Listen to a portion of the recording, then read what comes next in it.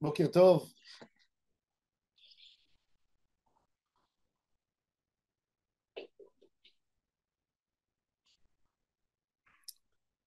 Quand Moshe Rabbeinu est venu pour montrer les miracles devant Paro, la première fois, qu'est-ce qu'il avait fait? Il avait pris son bâton et il l'a jeté par terre et le bâton est devenu un serpent. Et Moshe Rabbeinu a rattrapé le bout du serpent qui se retransformait en bâton. Qu'est-ce qu'il fait Paro? Il demande à ses sorciers, faites pareil. Ils prennent leur bâton tous, ils les jettent par terre, ils deviennent des serpents. Et la Torah nous dit, Vaïvla, Maté Aaron et Matotam.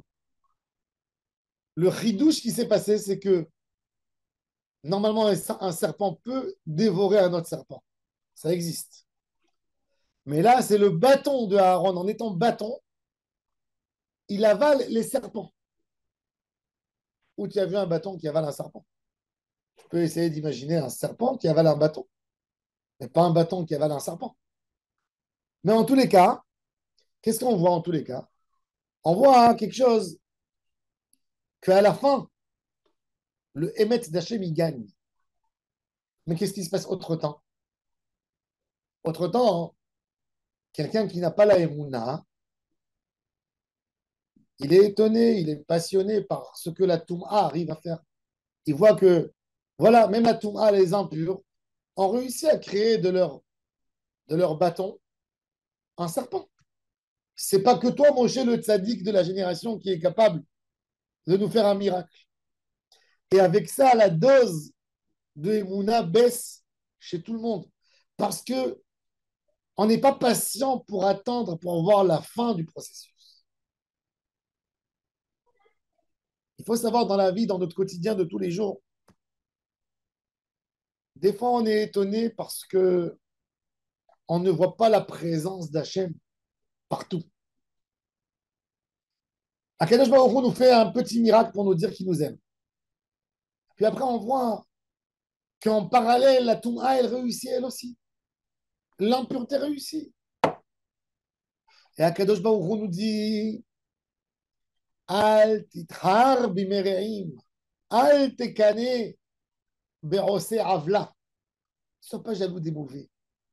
Ne sois pas impressionné par ceux qui sont désobéissants, par ceux qui sont contre Akadosh Baruch Hu. Ne sois pas impressionné. Comme elle dit la Mishnah, Ve'al tityaesh mina puranut. Peut-être tu mériteras avoir de tes yeux la récompense que Hachem va récompenser. Il y a des gens qui te disent comment ça se fait qu'un nazi a vécu 90 ans?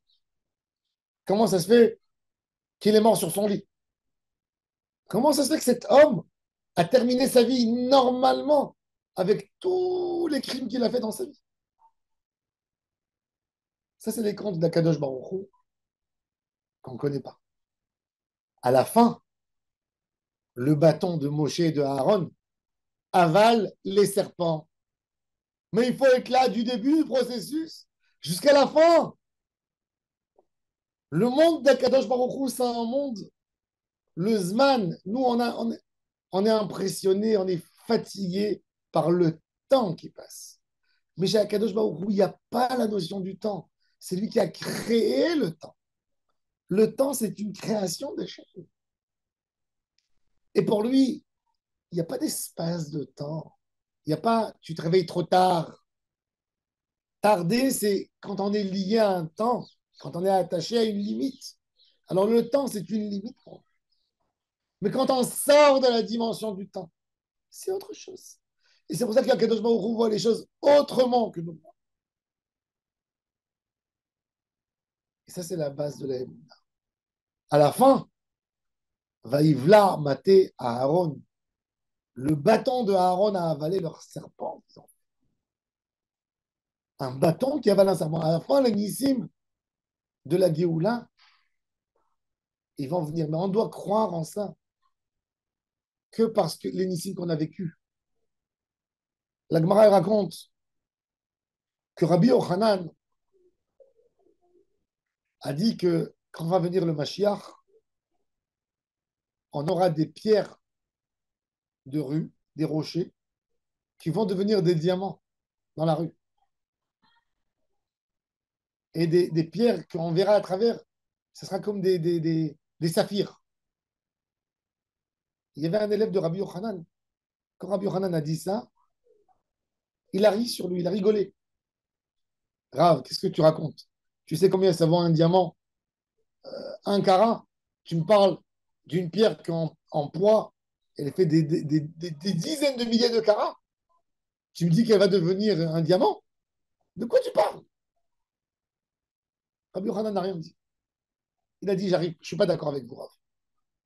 Un jour, cet élève était en bateau et il passait à côté d'une île et il a vu des rochers et les rochers sont devenus transparents comme des saphirs. Et il y avait le soleil qui éclairait là-dessus, ça paraissait comme un feu énorme, un feu blanc. Et il s'est approché, il a vu, et les gens du bateau étaient affolés. Mais ils ne pouvaient pas s'arrêter parce qu'il y avait des vagues à côté. Quand il est retourné au Beth Midrash, il est venu embrasser les mains de Rabbi Yochanan. Il a dit, Rabbi, pardonne-moi que je ne t'ai pas cru quand tu as dit qu'à l'époque du Mashiach, les pierres vont se transformer en diamants. J'ai vu de mes propres yeux. Alors Rabbi Yochanan l'a puni, lui a dit, et si tu n'aurais pas vu, tu ne m'aurais pas cru? Et cet élève est mort. Le licard de tout, c'est quoi? C'est la émouna. C'est quand tu ne vois pas. C'est quand les bâtons des sorciers de Paro deviennent des serpents. Avant que le bâton de Aaron avale les bâtons des sorciers. Qu'est-ce que tu agis maintenant? C'est là où il faut attraper la émouna. C'est là où tu as ton épreuve, où tu as ton examen. C'est là où il faut tenir à te rapprocher à Hachem Barach. Ça, c'est le Icar des Isodot de la émouna. Et nous, on est maminim issus, nous, Am Israël. On a vu ce qui s'est passé avec nous quand on est sorti d'Égypte. On a vu c'est quoi la force des tzadikim. Eh ben, on a besoin d'avoir une émouna simple, simple, sans la réparer, sans la maquiller, sans la ranger. Une émouna en Hachem Barach simple.